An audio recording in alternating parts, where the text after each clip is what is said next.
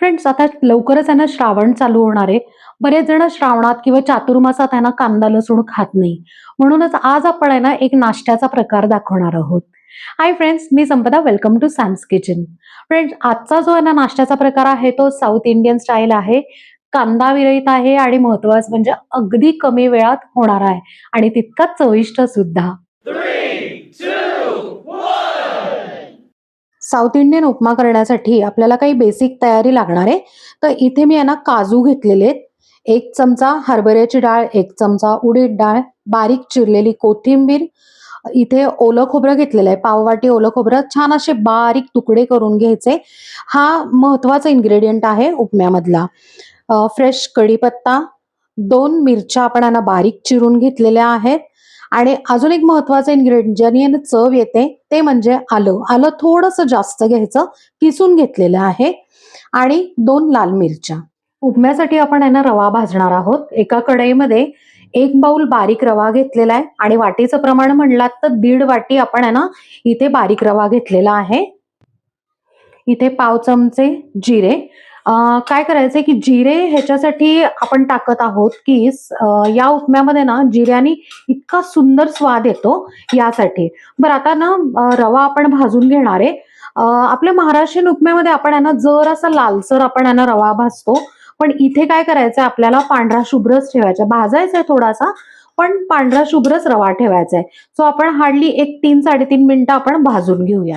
एक 2.5 मिनिटं झालेले आहेत आणि आपण कंटिन्यू हलवून घेतलेला आहे आणि रवा मस्त भाजलेला आहे. आता तुम्ही बघू शकताय की पांढरा रंग तसाच आहे, पण रवा भाजल्याचा इतका छान वास येतोय आणि इनफॅक्ट आहे ना त्याच्यातले जिरे आहेत ना त्याचा पण हलका सुगंध येतोय.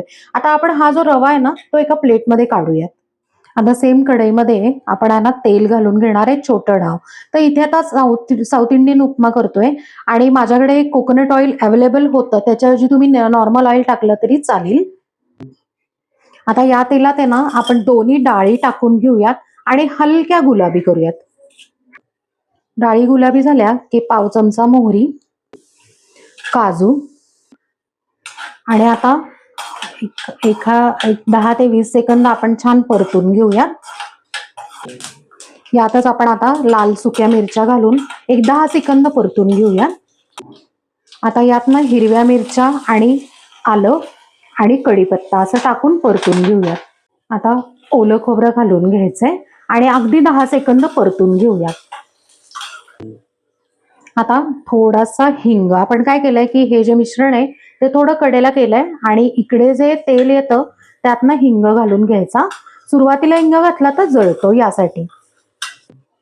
आता थोडीशी बारीक चिरलेली कोथिंबीर काय करायची 10 सेकंद ह्याच्यात परतून घ्यायची. म्हणजे ना उपमा झाल्यावर जी कोथिंबीर असते ना ती मस्त हिरवीगार राहते यासाठी. आता यात ना आपण पाणी घालणार आहोत. तर पाणी किती माहिती का, 1 बाउल आपण रवा घेतलेला आहे. तर बेसिकली महाराष्ट्रीयन्स मध्ये आहे ना 3 बाउल पाणी लागतं, पण इथे आपण आहे ना 2.5 बाउल पाणी घालणार आहे आणि अर्ध बाउल आपण आहे ना इथे दूध घालणार आहोत.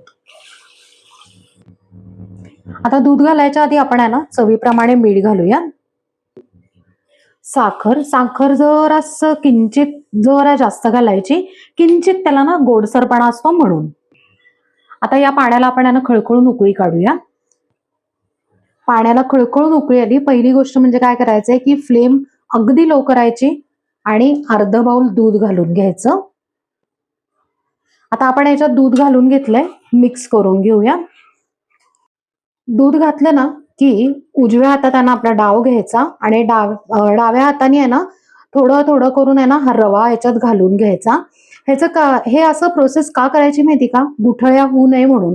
आता जे नवीन शिकणार आहेत ना त्यांनी चक्क गॅस बंद करून ही प्रोसेस केली तरीही चालेल आणि त्यानंतर सगळा रवा मिक्स करून झाल्यावर मग गॅस चालू केला तरीही चालेल. मस्तपैकी आपण आहे ना आता हे रवा मिक्स केलेला आहे. आता ह्याच्यात काय करायचंय की 1 ते 2 चमचे आपण आहे ना ह्याच्यात तूप घालून घेणार आहोत. तूप आहे ना असं सगळीकडनं स्प्रेड करून ठेवायचं, म्हणजे छानपैकी सगळीकडे असा फ्लेवर उतरतो त्याचा. आणि आता ह्याच्यावर आपल्याला झाकण ठेवायचंय. एक 2 ते 3 मिनिटं आपण याला लो फ्लेमवर छानपैकी एक वाफ आणूयात. 3 मिनिटं झालेली आहेत. गॅस बंद करूयात. वाफ ऑलरेडी छान आलेली असणार आहे. 5 मिनिटांनी आपण आहे ना झाकण उघडूयात त्याचं. 5 मिनिटं झालेत, आपण जस्ट चेक करूया. येस, आपला जो उपमा आहे तो इतका मस्त तयार झालेला आहे. आता आपण तो गरमागरम सर्व्ह करूयात. फ्रेंड्स, श्रावण स्पेशल कांदा विरहित मस्त असा साऊथ इंडियन चविष्ट उपमा इथे तयार आहे आणि आपण तो इथे सर्व्ह करून घेतलाय. तर फ्रेंड्स, कसा वाटला तुम्हाला आजचा व्हिडिओ? ज्या वेळेला आहे ना उपम्यावरचं शेवटी झाकण उघडलं ना, त्यावेळेला माझ्या मनात काय आलं माहितीये का, की खरंच फूड इज लव्ह म्हणतात ते हेच का?